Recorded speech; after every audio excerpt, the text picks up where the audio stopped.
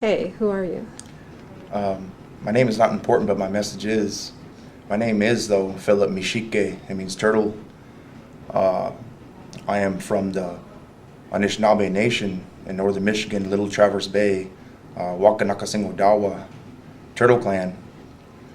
And I guess you could say I'm a poet, artist, slash activist, artivist, as some people like to call. And that's what I want to talk about, kind of like in this interview, is about how can we evolve as the seventh generation, the youth, AIM babies. I don't consider myself a member of AIM necessarily, but I'm an AIM baby. And so the whole idea behind this vision of this new movement, and it's not even a new movement, it's just a movement, a new uprising, is, and it doesn't mean to be disrespectful, but we like to say AIM backwards, MIA, standing for Movement is Artistry. We feel that Nice. that the music and the artistry, whether it be poetry, music, gardening, beading, painting, any of these things that are our passions, this is what we call our artistry, and this is what our ancestors used to keep their spirits glow and happy and these things like that. And so the artistry is very important. That's what we feel is the biggest additive and tool in the new American Indian movement.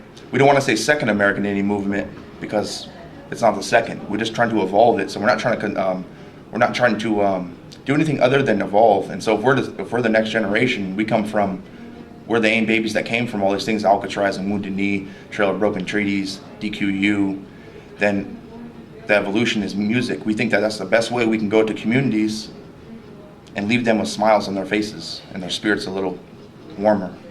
We don't think that we as a seventh generation do not want to go to communities and make them think that we can protect them, because when we leave, they have to protect themselves. So we want to go there and we want to do our music, our artistry, help and be as respectful as possible, and leave that community and leave them with something of our spirit.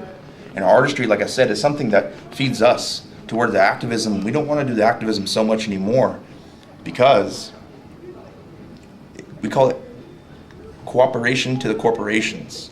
It's like when we go to a protest, let's say, we spend money for the gas, we spend money for the tolls, we spend money for the signs, the pens, the water, all these things, and sometimes we even get arrested at these events. So then we have bail money, right, and court and all that stuff that happens.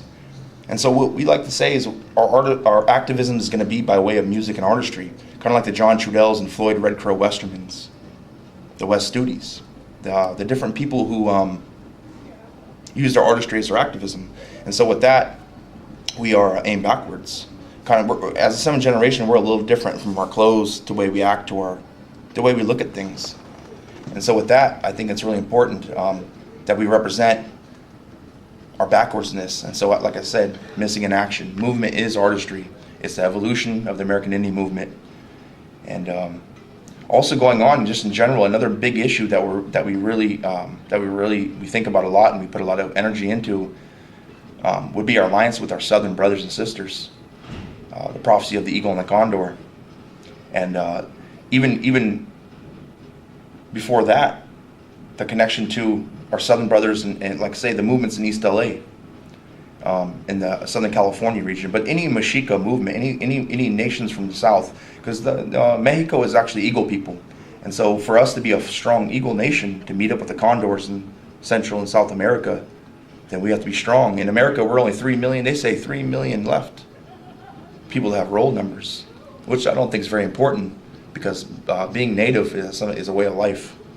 It has nothing to do with blood quantum or location or affiliation. They have a lot of us thinking that or believing that and reacting like that, like being Indian depends on like I'm a half-breed. A little more than a half-breed.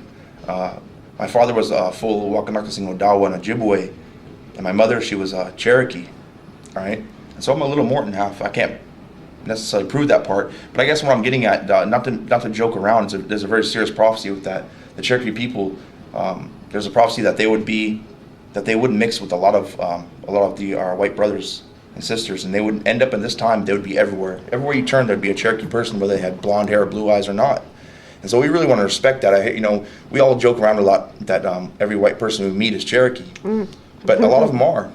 And I met a lot of people that need to see the dark ones. There's dark ones out there. But in general, if the people walk with the Cherokee way, and that means they're Cherokee. If I walk in Odawa way, if I carry the 7 sacred teachings, then I'm Odawa, a way of life. True. So no location, no affiliation, nothing like that, quantum. They're disenrolling people constantly. And as a 7th generation, we're a whole lot different. And I'll kind of end it on this. We're so different that we don't necessarily agree with a whole lot of things that, and it's a prophecy too within Anishinaabe people, the 7 fires. Long story short, this time was known that a lot of elders and people would lose their medicine on the trail, and it would be up to us to go retrieve it.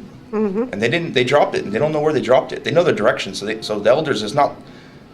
So we need their wisdom still to point us in a direction, but like a good medicine person would do, they wouldn't give you the answer.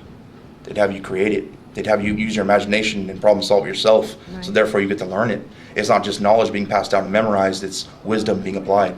Trial and error. Part of the evolution is messing up. And so I think by remembering is the main key. A lot of people ask what it is to be Indian or indigenous or whatever you want to call us. And so, but there's a lot of things that we don't agree with. And so for us to find the medicine on the trail, we're picking up these medicines on the trail. We have to stay clear of judgment. We want to stay clear of voting. We want to stay clear of religion. Spirituality is a different thing. You know, the red road is a way of life. It's not a religion. There's no pecking order or chain of command.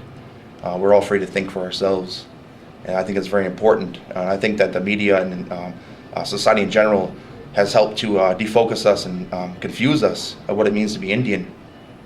Through all the generations. Like my grandmother was in boarding school in 1929, well, for many years, but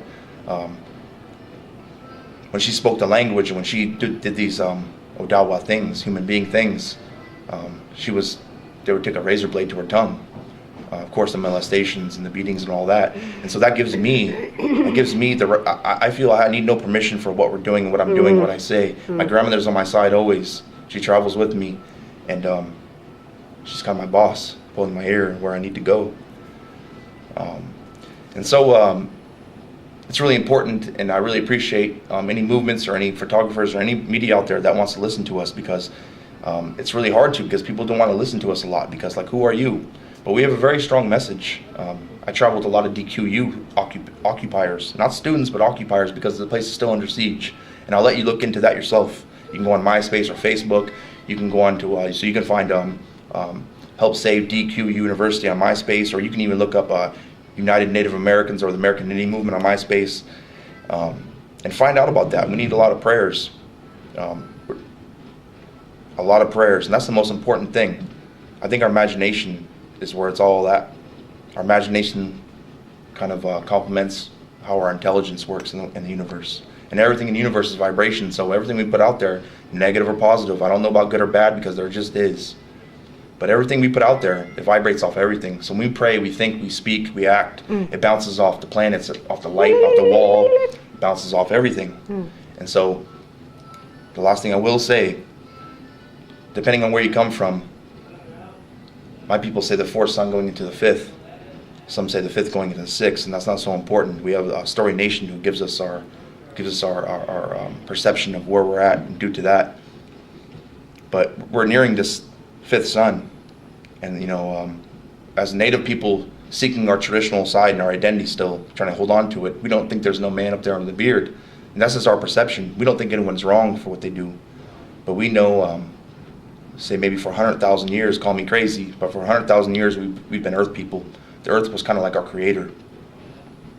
And if anything is the creator in the sky, Father Sky, it's going to be that sun to me. Nothing can grow without the sun. We need that medicine.